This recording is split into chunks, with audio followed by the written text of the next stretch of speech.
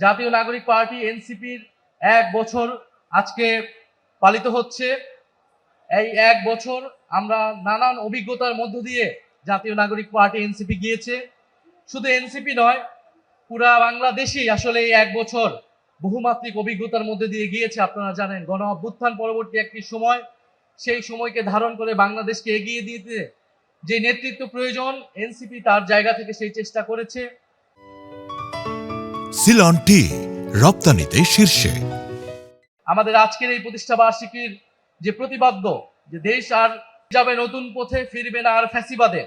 আমরা মনে করি ফ্যাসিবাদ থেকে আমরা বেরিয়ে এসেছি। ফ্যাসিবাদী সরকারের পতন ঘটেছে, ফ্যাসিবাদী বন্দোবস্ত বিলোপের রাজনীতি আমরা করছি। আমরা মনে করি বাংলাদেশের সামনের পথ এটাই, ফ্যাসিবাদকে বিলোপ করে গণতন্ত্র প্রতিষ্ঠা করা সম্পূর্ণভাবে। সেটার জন্য যে সংস্কারের লড়াই, জুলাই সনদ বাস্তবায়ন সহ গণভোটের গণরায় বাস্তবায়ন, সেই লড়াই আমরা চালিয়ে যাচ্ছি। ফ্যাসিবাদ বিলোপের জন্য বিচার অত্যন্ত গুরুত্বপূর্ণ একটি বিষয়। সেই ফ্যাসিস্টদের, গণহত্যাকারীদের বিচারের দাবিতে, গুম খুনকারীদের বিচারের দাবিতে আমরা এখনো সরব রয়েছি। এবং আমাদের আজকের অন্যতম আরেকটি প্রতিবদ্ধ হচ্ছে যে বিপ্লব, বিকল্প এবং বিনির্মাণ। আমরা মনে করি যে বিপ্লবের শক্তি থেকে বিকল্প তৈরি হয়েছে, যেই বিকল্প বাংলাদেশকে বিনির্মাণ করতে চায়। এনসিপির পথ চলা 1 বছর হলেও এনসিপির পিছনে অনেক বড় প্রেক্ষাপট রয়েছে। আমরা আজকে স্মরণ করছি 2013 সালের হেফাজত ইসলামের যে আন্দোলন, আলেম ওলামাদের উপরে যেই নির্যাতন, নিপীড়ন, গণহত্যা হয়েছিল। 18 সালের কোটা সংস্কার এবং নিরাপদ সড়ক আন্দোলন, ভ্যাট বিরোধী আন্দোলন এবং পিলখানার যে গণহত্যা এবং জুলাই গণ অভ্যুত্থান, বৈষম্যবিরোধী ছাত্র আন্দোলনের নেতৃত্বে সংগঠিত হয়েছিল। এই প্রেক্ষাপটের ভিত্তিতেই জাতীয় নাগরিক পার্টি এনসিপি গঠিত হয়েছিল।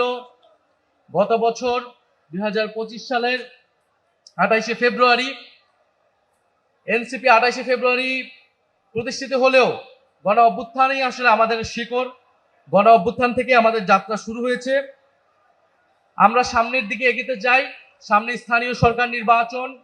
আমরা স্থানীয় সরকার নির্বাচন দ্রুত হবে সেই প্রত্যাশা রাখবো। সারা দেশে এনসিপির প্রতি আহ্বান থাকবে যে আপনারা স্থানীয় সরকার নির্বাচনের প্রস্তুতি নেন। তৃণমূল সংগঠনকে আমরা শক্তিশালী গড়ে তুলতে চাই।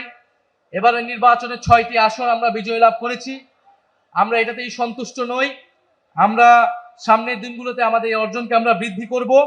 আগামীর সংসদ দ্রুত সময়ের মধ্যে সংস্কার পরিষদ হবে এবং অন্তর্বর্তী সরকারের যত আইন তারা পাশ করেছে, যত অধ্যাদেশ রয়েছে, সেটাকে ইন্ডিমনিটি দেওয়া হবে, সে সংসদ সেটাকে অনুমোদন করবে, সেই প্রত্যাশা আমরা রাখছি।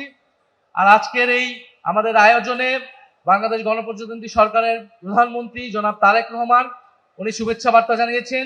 বিরোধী দলীয় নেতা এবং বাংলাদেশ জামাত ইসলামের সম্মানিত আমির জনাব শফিকুর রহমান এমপি, উনি শুভেচ্ছা বার্তা জানিয়েছেন। ওনাদের প্রতিও আমরা ধন্যবাদ এবং কৃতজ্ঞতা জানাচ্ছি। সর্বোপরি যারা অক্লান্ত পরিশ্রম করেছেন এই গত 1 বছর ধরে, জাতীয় নাগরিক পার্টি এনসিপির তৃণমূল সহ কেন্দ্রের বিভিন্ন পর্যায়ে নেতাকর্মী, এই নির্বাচনে যারা সহায়তা করেছেন আমাদেরকে, বাংলাদেশের সাধারণ মানুষ যারা আমাদেরকে ভোট দিয়েছেন, তাদের প্রতি কৃতজ্ঞতা জানাচ্ছি। আপনারা দোয়া করবেন যাতে সামনের দিনগুলোতে আমরা ঐক্যবদ্ধভাবে বাংলাদেশকে এগিয়ে নিয়ে যেতে পারি, একটি বৈষম্যহীন গণতান্ত্রিক বাংলাদেশ প্রতিষ্ঠা করতে পারি। আসসালামু আলাইকুম।